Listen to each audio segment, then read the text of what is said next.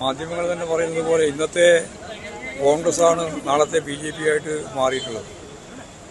ഇന്ത്യയിലുടനീളമുള്ള നിലവിലുള്ള MP-മാരിലും MLA-മാരിലും ഒരു നല്ല ശതമാനം ആളുകൾ കോൺഗ്രസ്സുകാരാണ്, പഴയ കോൺഗ്രസ്സുകാരാണ് എന്നെല്ലാവർക്കും അറിയാം.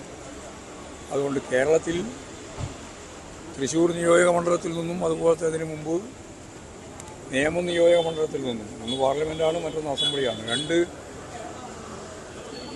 BJP MLA-മാരെ അല്ലെങ്കിൽ BJP MLA-യും BJP MP-യെയും നൽകിയത് BJP-യുടെ വളർച്ചയ്ക്ക് വളരെ ഫലപ്രദമായി സഹായം നൽകി കൊടുത്തത് കോൺഗ്രസ്സാണ് എന്ന് എല്ലാവർക്കും അറിയാം.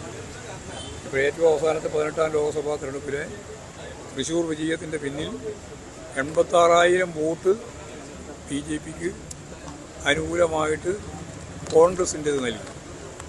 74,000 വോട്ടിന് അവർ ജയിച്ചു. കോൺഗ്രസ് 3ാം സ്ഥാനത്തേക്ക് പോയി. അത് സംബന്ധിച്ച് അന്വേഷിക്കാൻ വേണ്ടി അവർ കമ്മീഷനെ നിശ്ചയിച്ചു.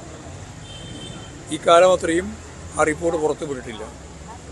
ആ കമ്മീഷൻ റിപ്പോർട്ട് പുറത്തു വിട്ടാൽ ഒരു സംശയവും വേണ്ട, ഹേമ കമ്മിറ്റി റിപ്പോർട്ട് പോലെ വളരെ ഗൗരവമുള്ള റിപ്പോർട്ടായിട്ട് പുറത്തു വരാൻ പോവുകയാണ്.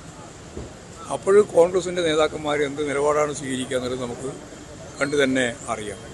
ഇപ്പോൾ കോൺഗ്രസ്സുകാർ ഏത് സന്ദർഭത്തിലും BJP-യിലേക്ക് ചേക്കേറുന്ന ഒരു സാഹചര്യമാണ് ഇന്ത്യൻ രാഷ്ട്രീയത്തിൻ്റെ ഭാഗമായിട്ടുണ്ടായത്. കേരളത്തിൽ പൊതുവേ കുറവായിരുന്നു, പക്ഷേ അത് വർദ്ധിച്ചു. AK ആന്റണിയുടെ മകനും A കരുണാകരൻ്റെ മകൾക്കും നിരവധി കോൺഗ്രസ് നേതാക്കന്മാർക്കും നേതാക്കന്മാരുടെ മക്കൾക്കുമെല്ലാം BJP-യിൽ ചേരാൻ സാധിക്കുന്ന സാഹചര്യം അങ്ങനെയാണ് ഡെവലപ്പ് ചെയ്തു പോകുന്നത്.